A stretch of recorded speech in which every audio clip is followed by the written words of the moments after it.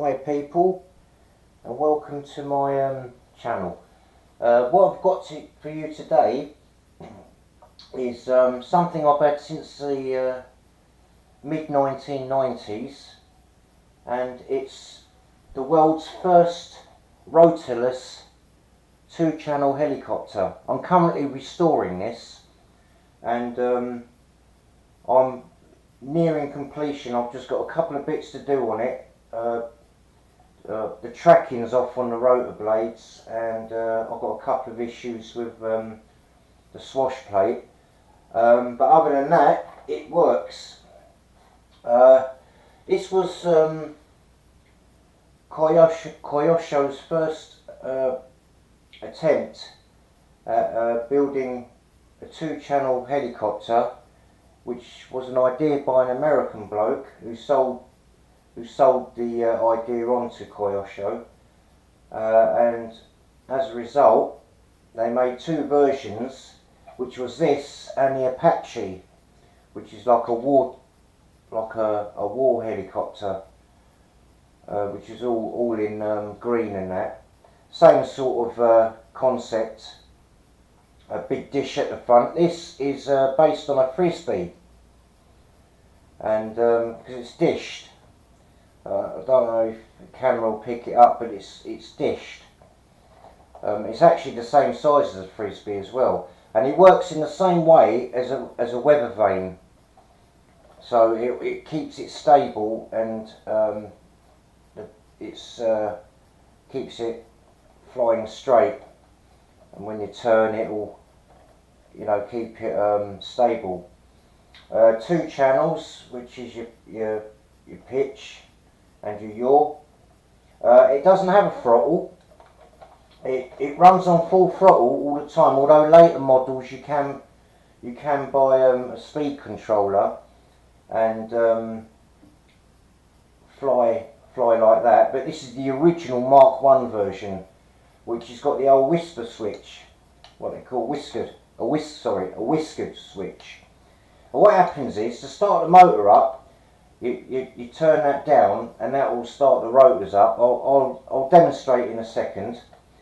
And you fly around, and when you come to land, well, as it touches the floor like that, it switches it off, and you fly it like an aeroplane. This will fly forward all the time.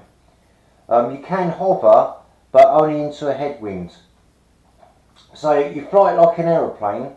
You fly it forwards, and you can turn and all that, and hover into a headwind. So you tilt it up like that, and yeah, it does pretty much what a normal helicopter would do. And to land it, you land it like an aeroplane. You land it facing forwards in a direction, and then land until the whisker switch switches off. Now this is old school. It runs on the old, well, it's supposed to be 40 megahertz, but I've got this on 27 megahertz. I was told at the time when I bought it, that because I bought all this together, that it will fly on 27 megahertz. 27 megahertz basically was the old cars and boats ran on 27, and then the 40 megahertz was aeroplanes and helicopters. They run on these things here. I mean, this is really old school. These are called crystals, and you've got different wavelengths to determine what signal you're using. So that connects into your controller, and you've got another one in the receiver in there. I think that's in properly. And then you've got a flag that does two things really. It tells you which way the wind blows, and it also lets other people know what frequency you're on. The older people that'll watch this will understand because they would have been doing this sort of thing for years, and some probably still are. But anyway, that's the 2-channel controller. See, all you got is that and that, up and down, left and right. The battery on this is 1100 milliamp an hour. I think it's 8.4, but you can use 7.2 volts. I am gonna convert this to a LiPo battery, but oddly enough, and you're not going to believe this, but I've had this battery since I bought the model back in the mid-90s. Now, I haven't used this battery in all that time until last week. I charged it up, expecting it not to work, and lo and behold, it still works. After all that time, that's what, over 20 years, I haven't used it. It's been in a discharged state for all that time. And I was ready to throw that in the bin. I thought, I'll give it a charge and just see what it's like, not expecting anything. And, well, it did work. And I shall prove it in a minute. Apparently you get about 3 minutes flying time out of that, and it takes 4 hours to charge. So, yeah, not very good. That's hence why I'm going to convert this to a LiPo. I've got standard 3003 servos on here. I mean, look at the size of them compared to like what we fly now. But they are quite light, and you can put micro or even mini ones on there. So to save weight. This is quite heavy. The battery itself is quite heavy. So let's boot it up. I'm not going to fly. Well, I'm not going to run it for too long because this makes quite a racket. I don't want the neighbours complaining. Right, so we'll switch the transmitter on first, and then we'll put the battery in there. There you go. That's that sorted. And it's going to make quite a noise. Right. Just make sure. Yeah. Right. Oh, this is quite awkward to hold, but let's go. Then we've got forward, backward, side,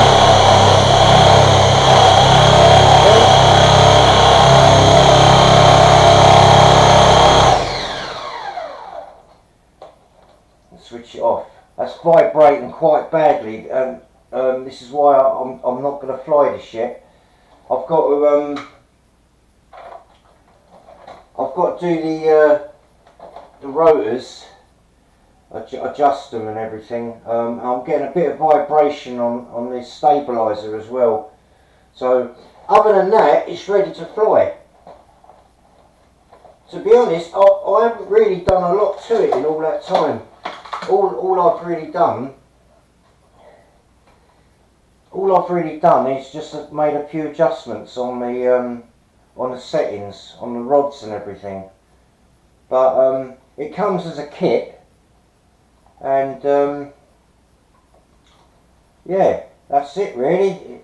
You just put it together and put your own radio gear in it, and that's it. Ready to go.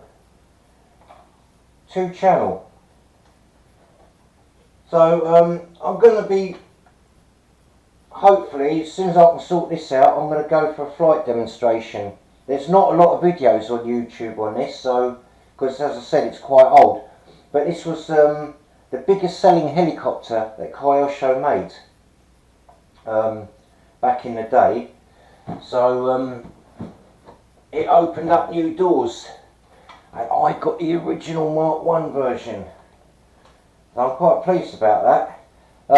Yeah, so that's going to be one of my restorations, and it's going to be a working project because now that we've got 2.4 gigahertz and everything, I'm going to convert this and probably make it lighter, and I'm definitely going to change the battery on this. and I want to go to.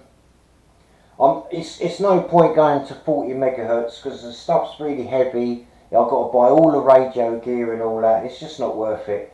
I mean, nowadays everything's cheap. You know, I mean, this back in the day was about £90. The battery was £25.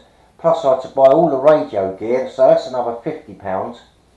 So you can imagine it wasn't a cheap hobby back then. So yeah, that took quite a while to save up to get that. But yeah, KYOSHO's Hyperfly, the first ever 2-channel helicopter with no rotor. So I hope you enjoyed that. Thought I'd do something different for a change. I'm restoring an aeroplane as well, which I'll get to at some point. But hopefully the next video will be of me flying this over at the local common. As soon as I sort out these stabilisers. So hope you enjoyed that, and a blast from the past, so they say. Well, cheers for watching, and I'll hopefully catch you flying this next time. Bye.